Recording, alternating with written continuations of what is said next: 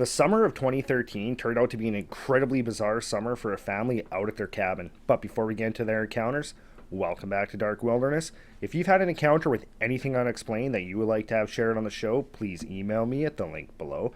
And if you like today's story, please gently slap that like button. And the next time you're out at the cabin enjoying fun time with your family and some really bizarre things start happening, don't forget to slap that subscribe button so you don't miss out on any future content. Now, let's get into today's encounters.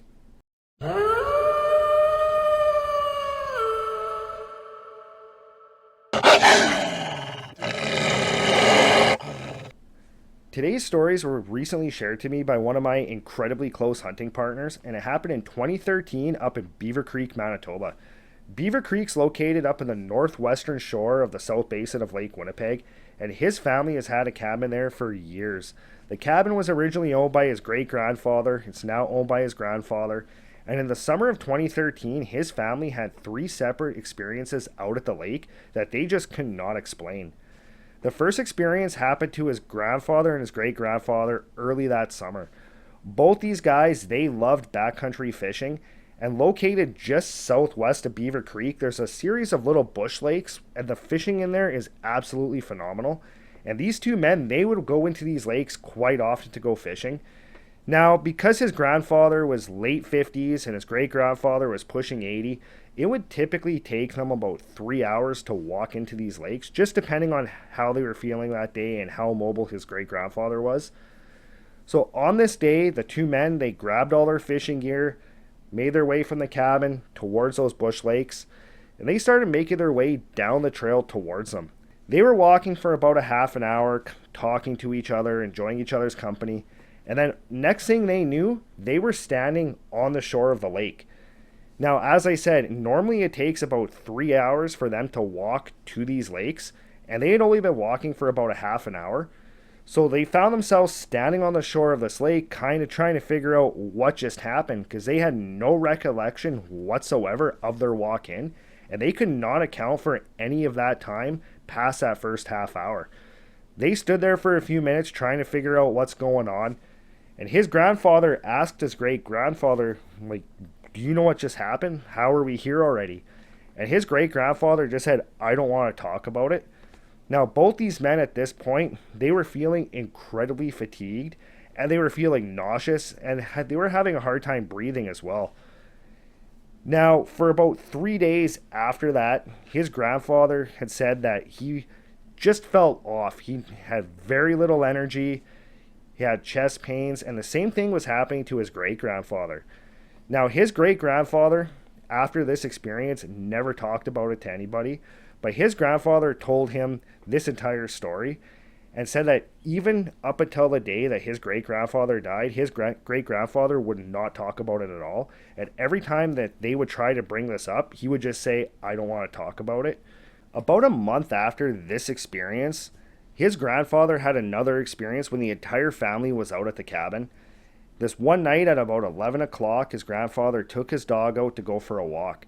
So he grabbed his dog, went outside, and now where their cabin's located, which is right on the lake, there's a big gravel road that runs from northeast to southwest, and that's typically where his grandfather would walk the dog. So that night, once he got outside, he started walking down this gravel road with the dog.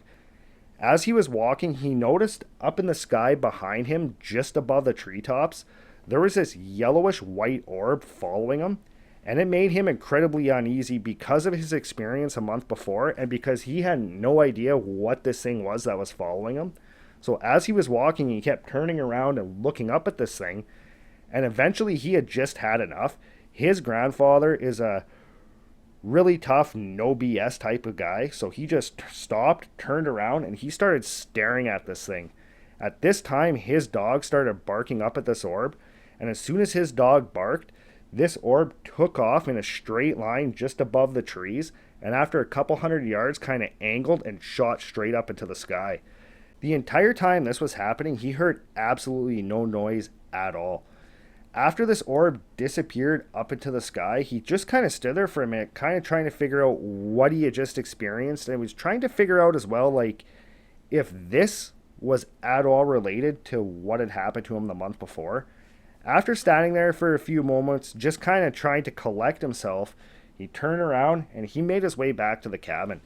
Once in the cabin, he told the family, and the entire family believed him just because of what had happened a month before. Now, fast forward 3 weeks, it's now September log weekend, and again, the entire family is out at the lake for log weekend. And this one night, they were going to be setting off Chinese lanterns across the lake. Now, my hunting partner was actually here for this one. And that night, about 11:30 at night, the entire family went outside. They started prepping their lanterns. And as soon as they set them up into the sky, all of a sudden these three orbs, one was blue, one was yellow, and one was orange, came soaring from above the trees directly towards these lanterns. He said one of them hit one of these Chinese lanterns, turned, and then went straight down into the lake. Meanwhile, the other two turned and went directly up into the sky. Once this happened, the entire family just kind of stood there in shock and awe, trying to figure out what they had just experienced, what the grandfather had experienced 3 weeks before, and the entire family was trying to figure out, again, if these two incidents were related to what had happened to the grandfather or great-grandfather the month before. Now, this story, especially the first part with the grandfather and the great-grandfather going into that lake, really reminded me a lot of another story that I did here on the channel a while back about a hunter that had missing time while deer hunting out in eastern Manitoba. It also really reminded me a little bit of the missing 411.